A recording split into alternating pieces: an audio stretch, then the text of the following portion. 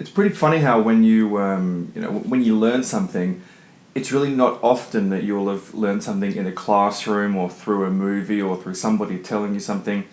And I kind of live my life when I want to achieve something. Of course, we're talking about tinnitus here, and we're talking about obviously the best lesson I got from my ENT, ear, nose, and throat doctor. But I kind of learned, and as I said, I live my life by this phrase, and that is that a lesson learned in emotion is a lesson remembered.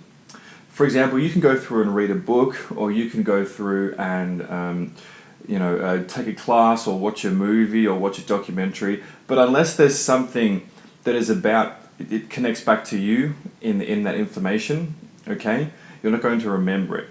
For example, I could teach you that a male seahorse carries their eggs in its stomach, and it's like, oh, okay, that's interesting because normally it's the woman who gets pregnant and carries the babies. But if I told you that, and then I got up and slapped you across the face and just maybe backhanded you across the face, chances are you're going to remember that. And then you'll be like, are you sure it happened? It's like, yes, I can remember because I specifically remember right before he did it, he told me this weird story about seahorses.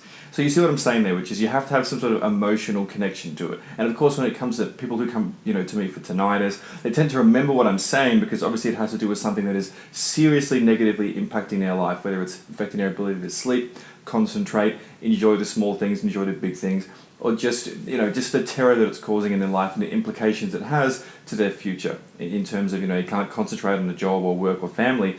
People lose their wives, lose their girlfriends, lose their boyfriends, lose their husbands, lose their family because no one understands unless you have it. So let me tell you a story. So I had tinnitus for 4 years. I had it for a very long time, and eventually I got rid of it. Okay, but in between that, in that was many lessons. But there's one lesson that really was the most potent and the most powerful. And at the time, it seemed like the worst thing that had ever happened to me in my whole journey of trying to get rid of tinnitus. But now I realize that it was in fact one of the best things that happened to me.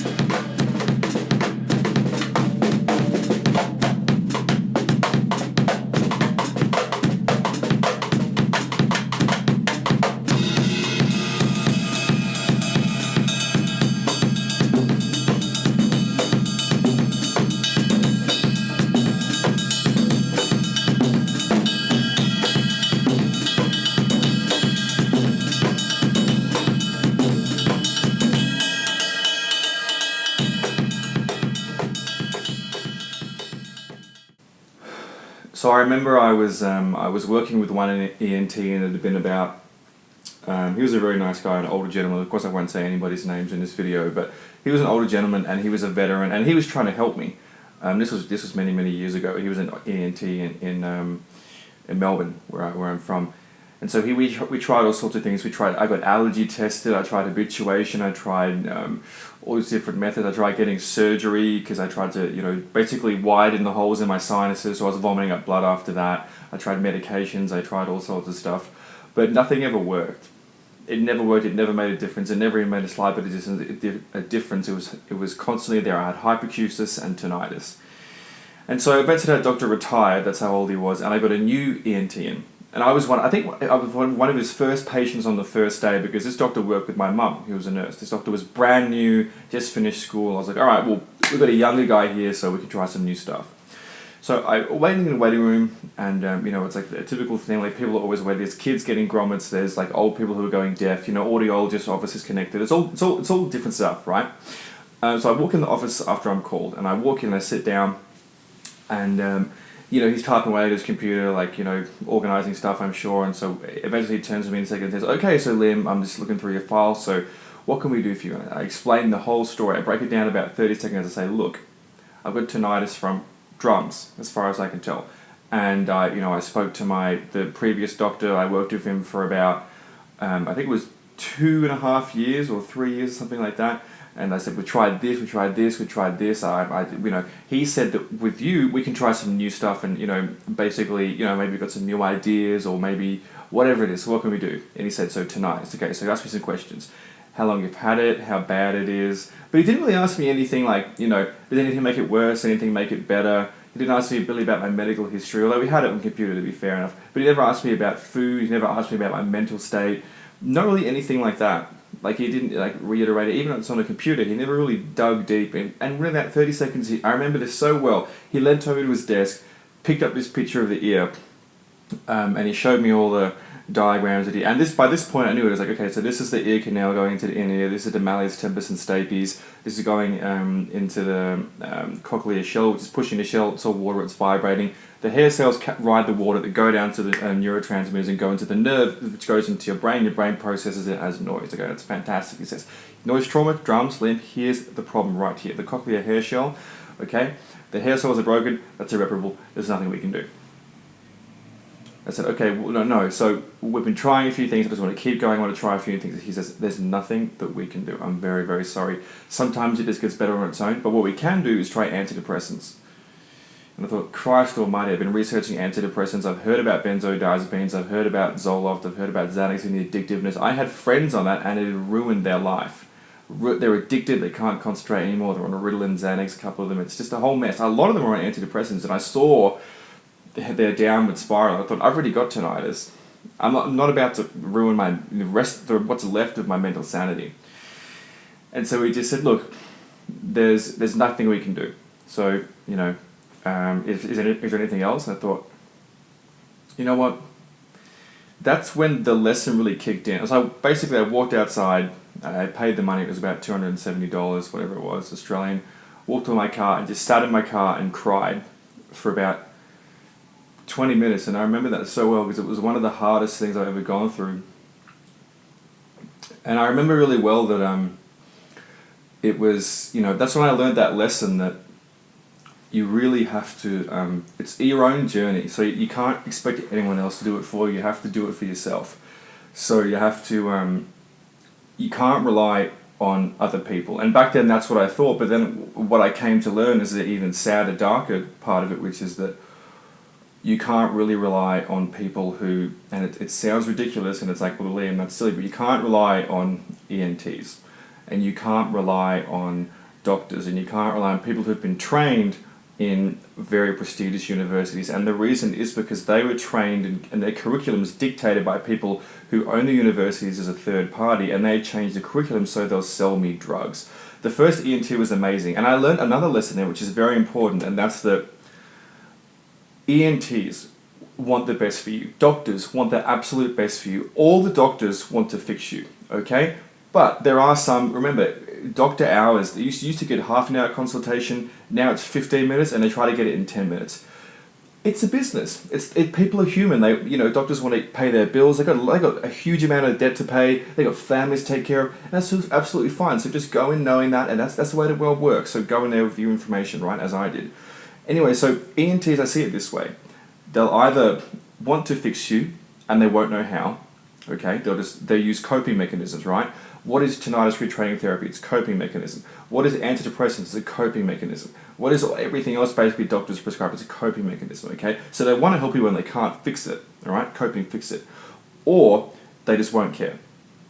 And trust me, I've seen that. I've gone to ENTs with people who I've been trying to help in Los Angeles and different places, and I walk in there, and as soon as you tell them, people I was with said, I have tinnitus, what can we do? They just go, oh, you can't do anything, but here's this thing. And they're just, and I was in there with this person, I said, look, I got introduced, my friend, me, ENT, I got introduced, I said, hello, my name's Liam. This was very recently when I didn't have tinnitus anymore, I still don't. Hi, nice to meet you, I'm Liam, good to meet you, doctor. I cured my tinnitus, because I did 100%, it's never come back. He goes, interesting. Anyway, he starts reselling this woman on a $6,000 tinnitus retraining therapy. And I just thought that shows that you just don't care. This person doesn't care. Here I am sitting in the office explaining that I cured my incurable broken hair cell tinnitus. And yet this doctor did not care, didn't want to hear about it, and was just happy to get us out of the office. That's as simple as it was. And he wouldn't stop trying to sell her on the $6,000 program, which guess what? His wife, it would be sent to his wife. She'd be sent to his wife. So, it's kind of like not a conspiracy. I'm sure she's an amazing doctor at what she does. But it's like, come on, dude. Like, at least listen. At least listen to what I'm trying to tell you.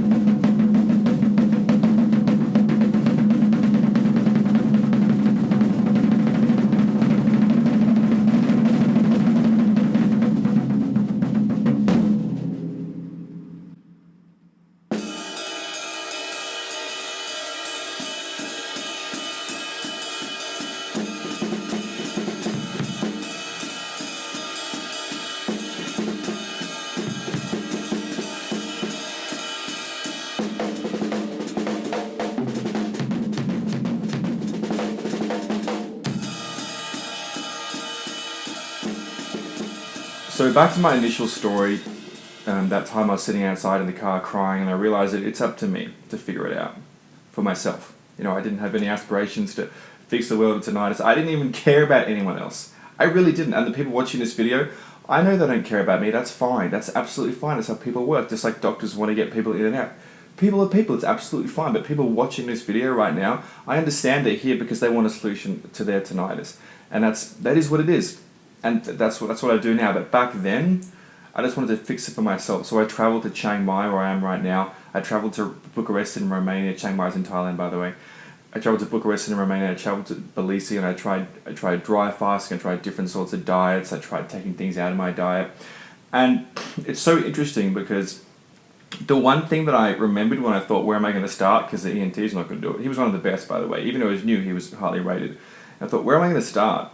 And I remembered back in my past when I used to have irritable bowel syndrome. And that basically means that I would have diarrhea every day. Like, I'd eat anything and I'd crap myself, really, in school until about 18 years old, which is year 12. So no wonder why I didn't have a girlfriend until after high school. Jeez.